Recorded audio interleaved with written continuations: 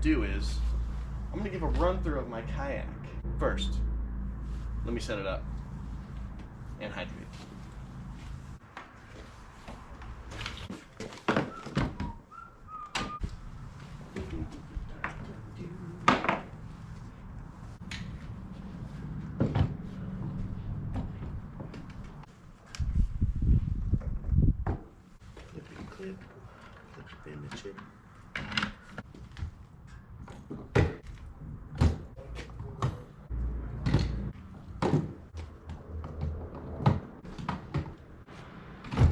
Okay, so I know what you're thinking. Why are his fucking pants so tight? They're neoprene. They have to be tight. The water's cold. I mean, you're gay. I'm not gay. So let's get into the walkthrough. This kayak is a Feelfree Lure 11.5. I did purchase it with the pedal drive and the rudder and 8-ball steering and all that good jazz. But once I got other things, they became redundant and I never used them. So, and if you can't tell, she's about at her weight limit, especially with my big ass on it. We'll start at the front, work our way backwards, hydrate. Okay, so at the nose we got a Motor Guide XI3, pretty straightforward, on a one objective mount. I believe it was, oh god, what did they call it on their website? It was called the Lure 2. I don't know. It took a little, I mean, obviously I had to drill holes and a little shimming was involved, but it was a pretty straightforward install. I have upgraded my motor slightly. I went to the 2-blade prop. I believe it's called the Katana. It comes with the 3-blade prop, the machete.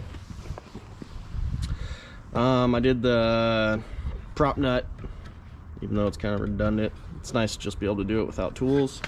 That's cool stuff. My stow and retrieve system. God, who's this by? That company. I don't know. Northern Lights? No. I don't know. I'll link it in the description below. But so basically you get one rope that holds the top of your motor so you can let it down slowly, and another one that I hook up to this carabiner right here, from this carabiner right here, to just clip together like so. And that's the one I use. You pull it, it pushes this down, your motor drops forward.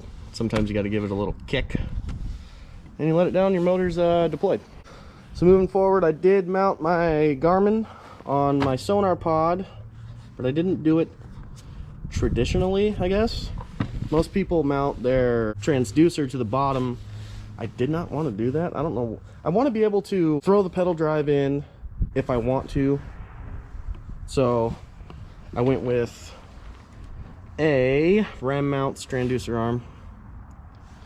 Works pretty good. Works out. I got this tool caddy. Holds all my, I don't know, holds all my wacky tools, pliers. Yeah, make fun of my pink pliers, I don't really care. Scissors, all that good stuff. Yak Attack cup holder here. Nothing special, I just put baits I've used throughout the day. Spike it, stuff like that. Stuff I don't just want rolling around. Another Yak Attack cup holder. That one holds my beer. Yak Attack Omega Pro rod holder. And this is actually on a Yak Attack double header paddle holder. Love that thing. Works awesome. Oh, the good old gravity seat. It's a great seat. Goes up and down just nice. Pull this little red guy. She drops. Just lift up on her. She lifts. Super nice. My gorgeous fiance got me this kayak cushion for my birthday, and it's nice. It forms right to the buttocks. Works great. PFD, pretty standard, NRS Chinook. Nothing special. Super comfy. I don't get super hot in it in the summertime. I use a Yak Attack Panfish Pro for my rear GoPro.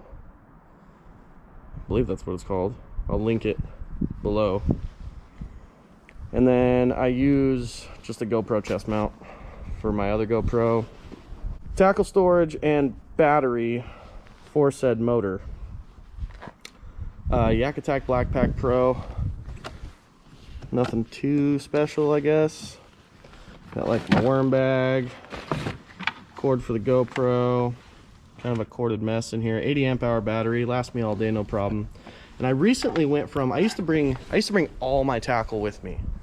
I don't know why I had this phobia of being on the lake, needing something and not having it. So I don't know. After a few years of fishing like that, I decided what I was gonna do was keep all my tackle here, over there, and I would just get one of these Plano 3700 deep flex boxes and just throw what I need for the day in there.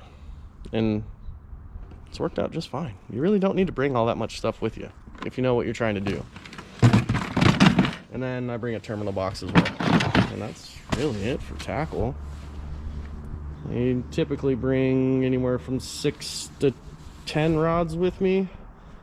10 if I literally have no idea what I'm doing or going to do, which is most of the time. I do use the C-Tug. I did get the C-Tug R instead of the regular one with the wider pads. This one has just the two, I don't know if you can see it, they fit nicely in those grooves down there. They're two straight deals, but I will say it's a little bit of a bugger to get them lined up. So if I was thinking about getting one of those and you own a lure, I'd just get the one with the big wide pads because I feel like it would cradle better. But this works great. No more scrape in the back end when you're loading it in the truck and all that good jazz. For my graph, the battery is in here. So what I have going on in here, just can't see very well. So I have a little 10 amp hour that runs my graph, and I installed, I don't know if you can see it, it's a Noco Genius 10x2. It's a 2-bank 10 amp hour onboard charger. So all I do is when it's time to charge, I installed this right here. All I do is I run a extension cord, plug it in right here, charges both my lithium batteries, and it works awesome. The 80 amp hour, if it's completely dead, it takes a while to charge. It's not a fast charger by any means.